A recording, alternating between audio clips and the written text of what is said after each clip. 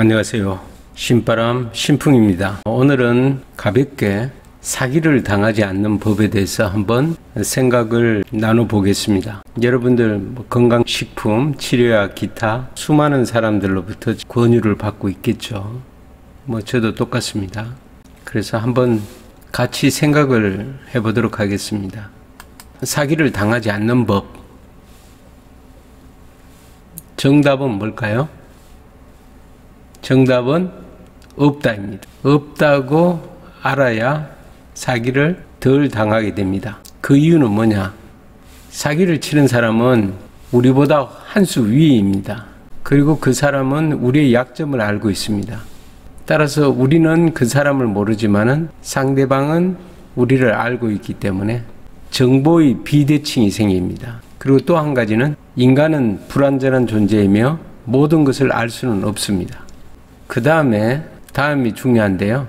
상대방을 의심하고 불신하고 그렇게 살면 본인이 힘들어집니다. 그래서 믿고 사는 게 편한 거죠. 적당히 사기를 당할 수도 있다, 이렇게 생각하고 살아야지 의심을 하고 불신을 하고 살면 그 자체가 고통입니다.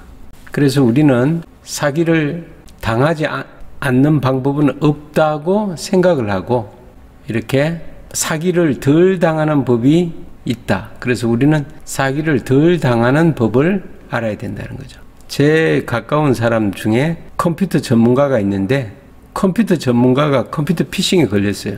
어떤 상황이 묘하게 돌아간 거죠.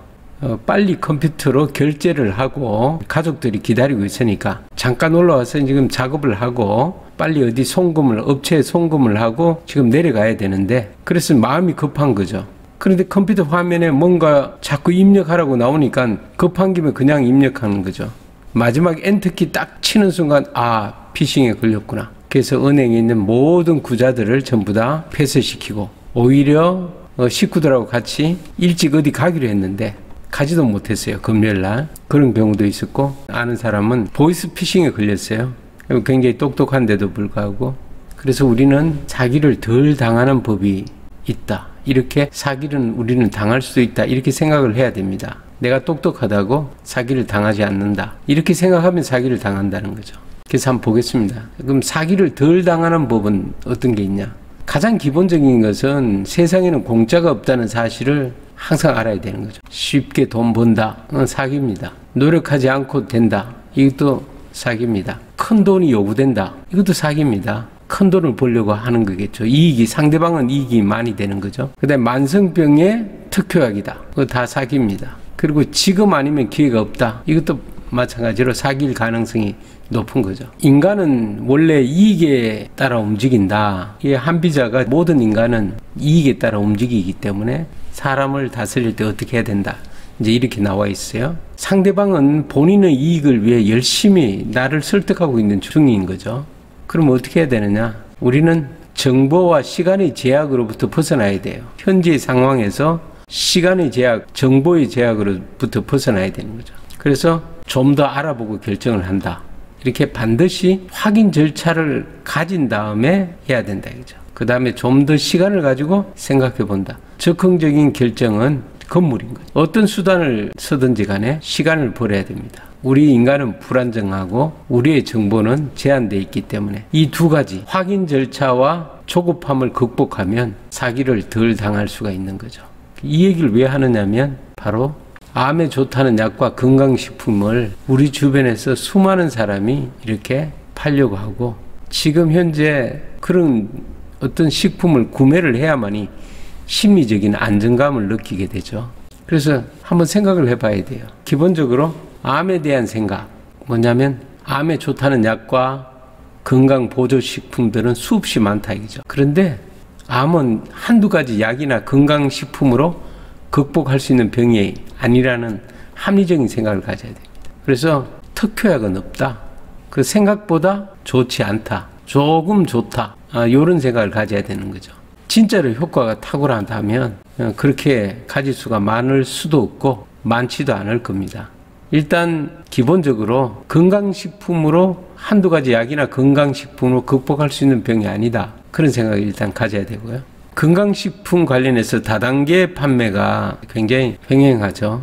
여기에 대한 생각을 좀 가져야 됩니다. 유통 인센티브가 엄청나게 많은 거죠. 다단계는. 그리고 인간관계로 접근하기 때문에 이제 거절이 좀 힘들 수도 있죠. 그리고 정보가 판매자에게 독점되어 있으니 구매자는 불리합니다. 확인할 길도 없고요. 또 시간적으로도 심사숙고할 기회가 없는 거죠. 그거 좋다 그러면 무조건 저걸 꼭 사야 되겠다. 사야만이 좋아질 것 같다. 그런 생각이 들고요. 그 다음에 판매자는 법적 책임이 없습니다. 그래서 항상 과대 포장이 일상이죠. 자, 여기서 우리는 어떻게 해야 되느냐. 일단 상대방이 말하는 것을 긍정을 해야 돼요. 긍정을 하고 시간적으로 이제 지연이 돼야 되죠. 다른 식구와 의논이 필요하다고 한다라든가 그렇게 하면 됩니다. 그래서 일단 시간을 지연을 시켜야 돼요. 그 다음에 두 번째, 이게 가장 중요한 팁인데, 어떤 제품이 있으면 본사에 연락해서 구체적으로 확인해 보겠다고 얘기하십시오. 그리고 직접 본사에 연락해 보십시오. 물론 전화기는 자동 녹음이 되도록 해서 본사에 연락을 하는 겁니다. 그렇게 하면 본사에서는 허위 과장 광고하게 되면 문을 닫아야 되거든요. 그래서 절대로 허위 과장 광고를 하지 않습니다.